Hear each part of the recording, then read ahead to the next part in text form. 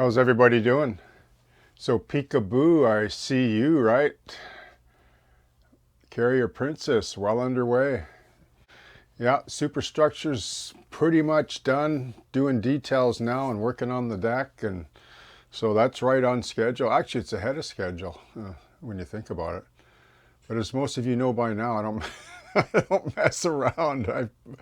Sorry, I, I like to plug in.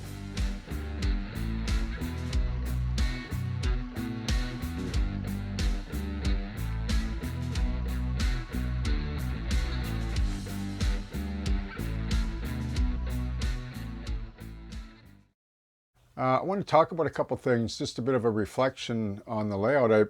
There's a lot of things I'd like to share and talk about that I haven't probably mentioned in a while, or at this point of the layout build. I have lots of reflections and things I probably would want to inform some, especially a lot of the new subscribers. But I want to talk to you about this barge slip in a way, and as you can see, I'm finally, like, I think 3 years in now. I'm finally building the main component that will make this scene make sense, right? Like, it'll give it purpose. Like, I had envisioned the ferry ops from the very beginning, but it just, you can't see it until it's built, right? That'll be coming up probably late summer, fall, that like the entire build on that, because you only get one chance to do it. And I used to build ship models back in my earlier modeling days and for the museum, etc. So it's right up my alley. I love doing it. And it's nice to be able to build a ship that's part of an operating model railroad like River Road is here.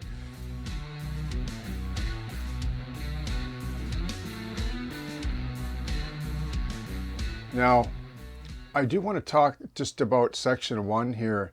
I'll move the camera a few times. I'm not going to do a sort of hands-on pan because I know some people get motion sickness, and I try to respect that, but I can't all the time because, like I say, I sometimes just shoot things from the hip. But I want to just mention maybe on a scale of 1 to 10, the difficulty of each component. Like, there's the brewery here that most of you are pretty familiar with if you go back under videos, which is another thing I want to mention too, now that I mentioned that. When you go to the home page on Boomer Diorama, if you look on the home page, like, it'll say, home, videos, playlists. If you go to the right along those tabs, you'll see a little magnifying glass, and it's a search bar. It's sort of hard to pick off, but it's there.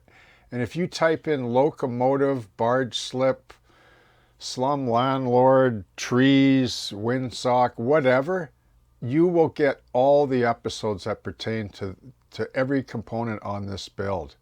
Like, it's easy to find that way, but it's not easily known. So go to the main page, look for the tabs. I don't know what browser you're using, but I know on a desktop it's easy. Maybe more difficult on a phone and television. I don't know how that's relevant to your remote, but that's how you navigate this channel and find videos. And that search bar with the little magnifying glass, if you just type in a keyword in there, you'll get anything and everything. Just a keyword. Like, pretty soon you'll be able to type ferry and everything that pertains to ferry, or a honker skiff, things like that. Okay, so what I want to do here is I want to shift the camera and then reset up, because I want to talk to you about these two locomotives and then talk to you about this barge slip and a couple of these other buildings as a sort of section 1 update. I like to do these updates, but they can get really long. Like, there's so much sort of content to talk about and things I want to share and encourage others on. So we'll do that, okay?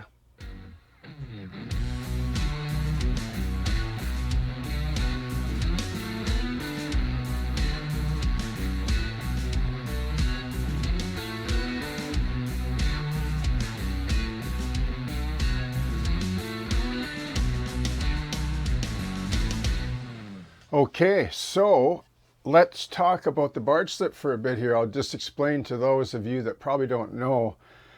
When I started River Road, this was the first model component that I set out to build, because I knew in the beginning that everything would hinge on this in terms of operations and purpose down the road.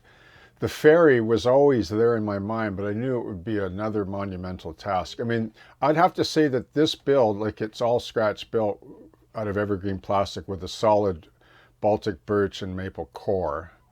So it'll never move. It'll always be perfectly straight and level and flat, and it runs flawlessly. And it was a lot of work, but I'd have to say that it was about, on the difficulty scale of a 1 to 10, would be about an 8. So it's an advanced modeler's project for sure, but it doesn't mean that you can't attempt it if you feel that, you know, you're up to the task. But be prepared to put the time in, though. And like these, like everything was broken down. Like there was the ramp here, which pivots up and down with the tide, right, to line up to the barge head. And then there was the approach section. That was sort of separate, but the whole deck is one big long slab of 3/8 Baltic birch on a solid maple keel or spline, and then a bit of work to tongue and groove to fit up to the landing there and so on. And like these were separate models, like these towers, like these are quite unique.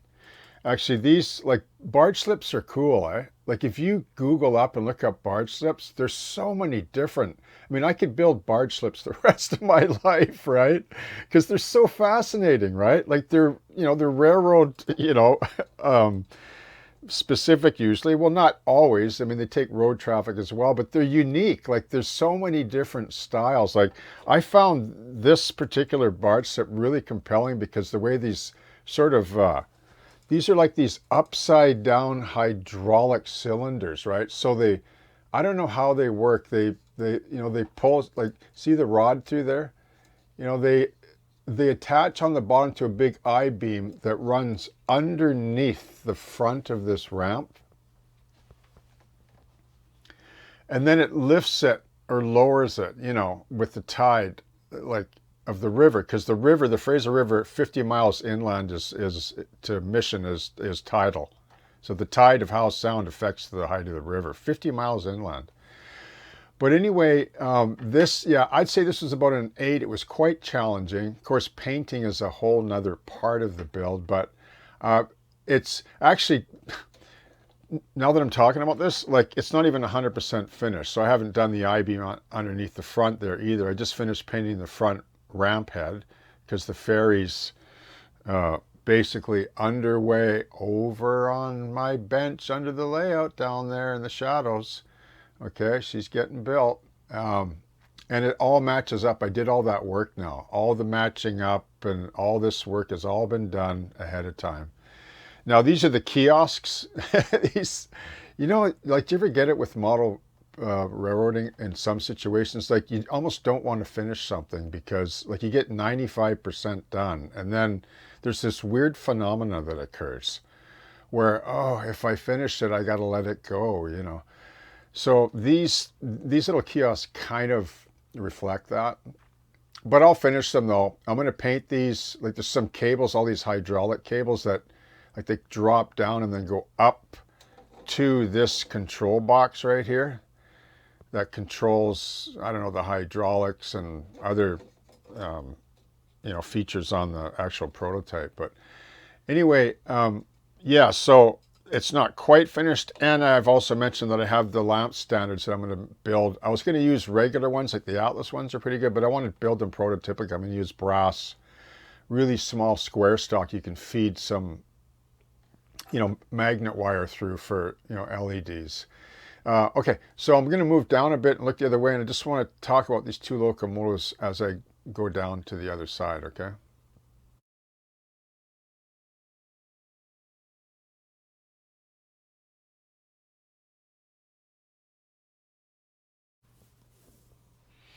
Okay, so I just want to talk quickly about these two locomotives for those of you that don't know. So I basically covered the full build on this under videos. If you scroll back and or type in the keyword search SD35, Atlas, HO, scale, whatever, it'll come up. There's a bunch of parts. I covered the whole build. And then I have covered some of this one. Like this is sort of a hybrid kind of Kato Atlas. Like I used a Kato SD40 chassis and then Atlas long hood, etc. Because there is no Atlas never made, or sorry, Cato never made an SD38 AC. They did make SD38-2s, but not the AC, so it's different. The chassis is a bit different. In fact, it's a bit shorter, the deck is. And anyway, there's other little nuances there that only maybe a real stickler would notice. But I really like these two locomotives. They're actually two of my favorites because this one was donated to me by Second Section Podcast by Mike and Andy, and it was a really sort of an ugly duckling, and it was broken and damaged and, you know, a bit messed up, but that's okay. That's why Andy gave it to me, and I knew that anyway, and he bought it on eBay, so he couldn't have predicted, you know, the history of it before he got it. But I restored it to a thing of beauty now. I love it. Like it turned out really good. The paint, everything, and I painted it like the prototype as you see now. It was one of the most recent paint jobs on the SRY rail link. So it's a great runner. I put an ESU. Did I put a Keep Alive? No, but there's a Keep Alive in my in 381 though, because I redid this one actually 2 or 3 times. So both these locomotives were labors of love, and they were sort of like, you know, the misfit toys on Rudolph the Red-Nosed Reindeer, you know, the island of misfit toys. So this River Road is the island of misfit, you know, locomotives on Boomer Diorama's River Road. But anyway, I really love these two locomotives. Like this one has a Keep Alive in it. So when I fire them up, like they both have different sound files and they just sound awesome. I'll just fire them up quick so you can hear them.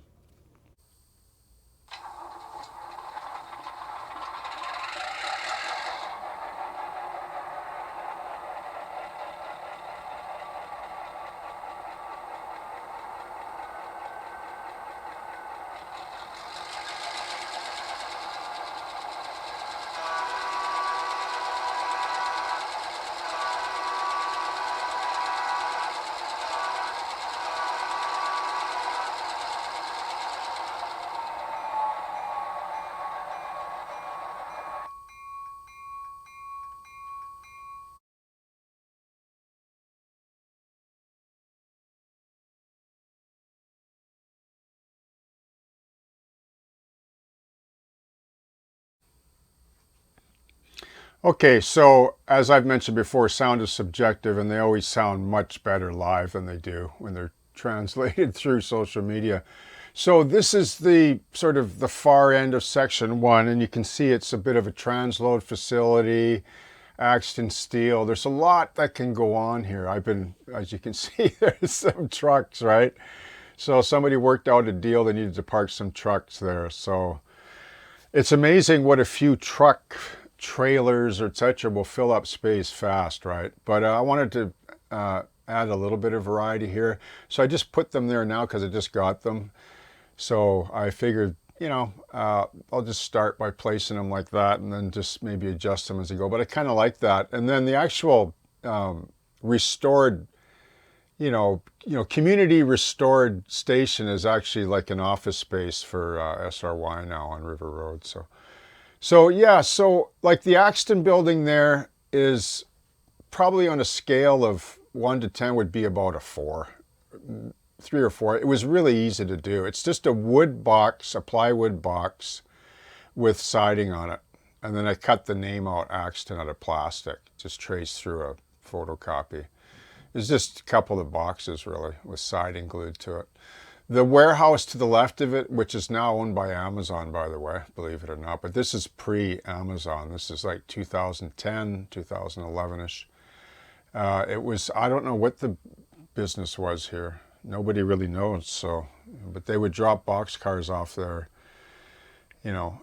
all the time, and like on a regular basis, I guess, and 1 or 2. So, you don't always have to know what's being delivered, right? This particular warehouse was, I'd say about a 5. It's about a mid, all the siding glued to just a basic plywood flat, right? But it's not flat against the backdrop. It's on a long sort of oblique angle. So when you view from different angles, you can see. So it doesn't, just look like it's a planton. And then there's a little yard office there.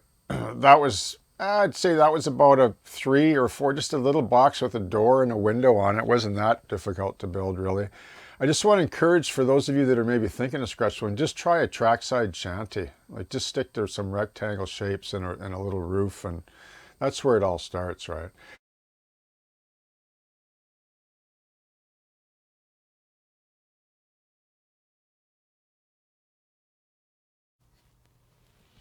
Okay, so I almost forgot the two buildings further down towards the brewery. So this one here you can see is what I would call like the baby warehouse. Like initially it was sort of plain Jane, and then after thinking it through many months later, I decided to turn it into a sound stage because there's a lot of them around the Vancouver area and so on, sort of ditched in behind places where you'd never go. Like this layout, like through here, like from the front of the fascia back is about 2 feet. So I really wanted to model this sort of layered approach. Like as you look, like each foot of the linear model, like I wanted another foot or two, maximum 2 feet, but I want other layers going on, other stories developing. Like I sort of want the viewer to be able to see the scene, but okay, what's that back there? And when you're live at the layout, you sort of, as you're moving and looking through the trees, there's this other story unfolding back there, which is kind of neat. And everything's lit up, and there's an alleyway back there, and so on. So I thought that really added a little extra character to this particular scene on the layout. So now the last one before I close, I want to pop down to the brewery because the brewery was really, I worked for months on that thing. And even though it's a flat, I would say compared to this one, they're both probably about a 7, I guess on the scale of 1 to 10 for difficulty. So I'm going to go down there and just close with talking about that a little bit. Okay. Okay, so this is the brewery. This is the first sort of building flat that I built, at the back. The barge slip is right over here to the right, but this is part of that depth. And I also wanted to create here so when you're standing in the room, like I can't get in here now because the camera's here, but when you stand, anyone can stand and look. When you look down this track, it goes for 10 feet, but it looks like a quarter mile. Like it's really cool.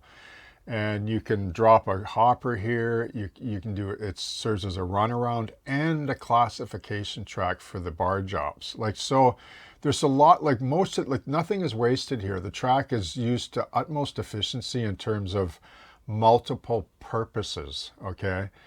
And that was in the design. I felt because it's on a smaller footprint, I wanted to, devote each track to several purposes. So it just gives more versatility and more options for operations. This particular extractor was a separate model in itself. I would say that was probably a 7 out of 10 for build. I mean, the ladders, I think I scratch built the ladders too. Yeah, I did actually. I scratch built everything on this. And it was a lot of fun, but it was a challenging build. The building itself, like the flat, once again, like I would say building flats in general, the basic warehouses are maybe around a 5 on the scale of 10, but this one I'd say was about a 7 because of all the steps and railings and all the other details. And then if I can just move this trackmobile ahead a bit, this was donated, by the way, by a subscriber, and it's now a fixed feature on the layout. It's staying. This here I'd say was about an 8 out of a 10. This was quite complicated to build and very detailed. This particular vacuum system for, draining off barley hops and for sump cleaning. Like it's fairly modern. Like I'd say it's about 15 years old or so, but it suited the layout. It was something I added later. Like I just wanted to add a little bit more here. So once again, I could bring an acid car or a slurry car down here, hoppers, etc. Gave this particular spur or track even greater purpose, right? So yeah, so this building was a lot of fun to build, and it really is an anchor point on this part of the layout because it was built mostly from the prototype with a little bit of compression involved as well. Okay, so let's move back over to where I was, and we'll just close with a few more comments, okay?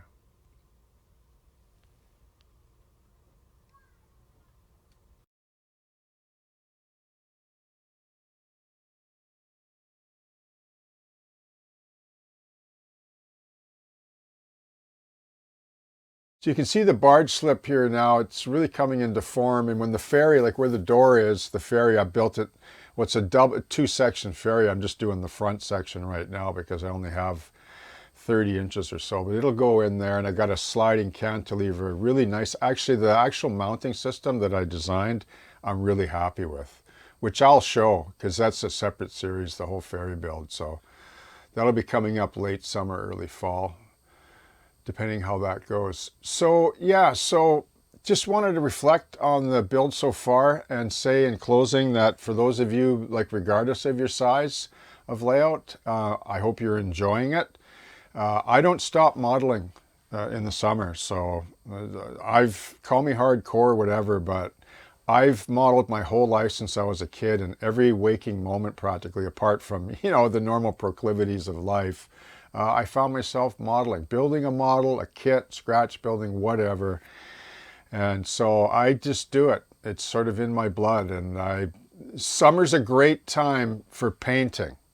When you want to paint trees and big projects outside. And it's a good time for weather for glue to dry. Right? So anyway, thanks for tuning in. Thank you for supporting the channel. Thank you to all my new subscribers as well that are coming to the channel. I hope you enjoy the content. I plan to keep plugging away on River Road for years to come. I'm not going anywhere. And I'm enjoying this build. And the more I work on it, the more interesting it is, and the more passionate and inspired I become doing it. Okay, so once again, thank you very much. Happy modeling, and I hope that you have a great day. Cheers.